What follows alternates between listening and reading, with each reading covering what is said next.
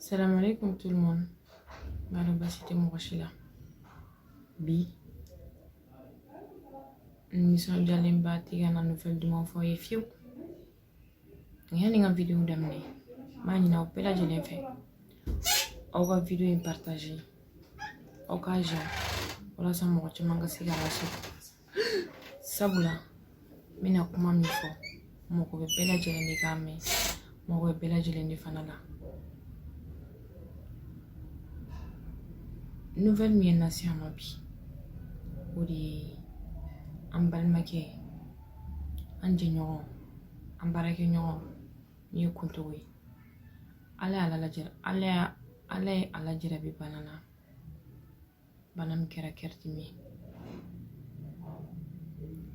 don aw ni ne bɛɛ b'a dɔn bana sugu min don bana nɔgɔman tɛ wa furakɛli ma nɔgɔn surtout Afrique dugu dɔw bɛ yen nɔ a furakɛli ma nɔgɔn yen kuntogo yɛrɛ y'a se ko n'a damayira bɛɛ lajɛlen kɛ ka se ka fura sɔrɔ bana in na mais a ma se ka fura sɔrɔ o hukumu kɔnɔna na an bɛ wele mada bɛɛ lajɛlen ye cɛ fara muso kan denmisɛnnin fara mɔgɔkɔrɔba kan an mago bɛ bɛɛ lajɛlen ka dɛmɛ la dɛmɛ sugu o sugu wariko b'u la duwawu b'u la fura b'a la n'a ɲɔgɔnna caman hali n'a ye mɔgɔ sɔrɔ n bɛ se ka taa n'a ye extérieur jamana kan a bɛ diya n ye n b'a dɔn n'aw continue ka video in partage a mɔgɔw bɛ sɔrɔ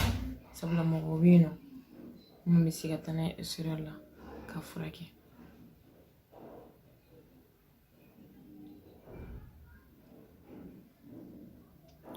an ni kuntogo projet caman de tun b'an bolo ka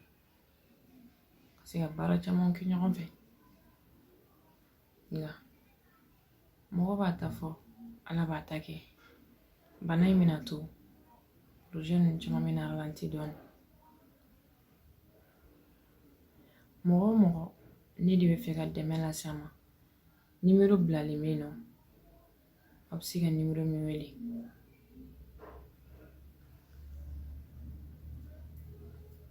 n bɛna numéro in bila écran kan nka n b'a fɔ fana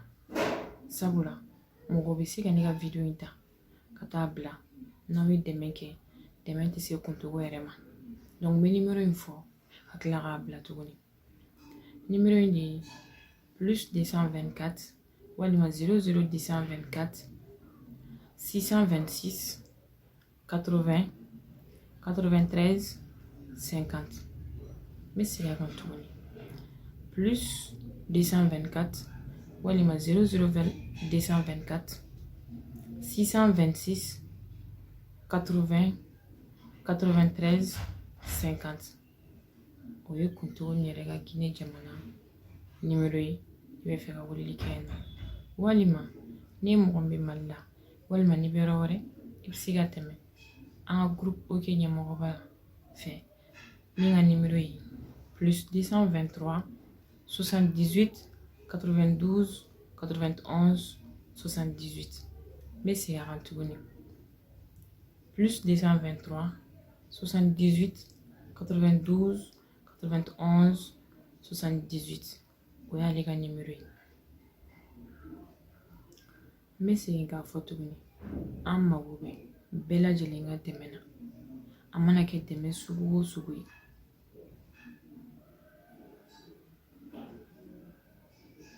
n'i b'aw bila yan an b'a fɔ la ala ka lafiya di kuntogo ma a ka bana fura bɛ bɔ yɔrɔ o yɔrɔ ala ka kun si a ma ala ka wagati wɛrɛ yira ne n'aw bɛɛ lajɛlen na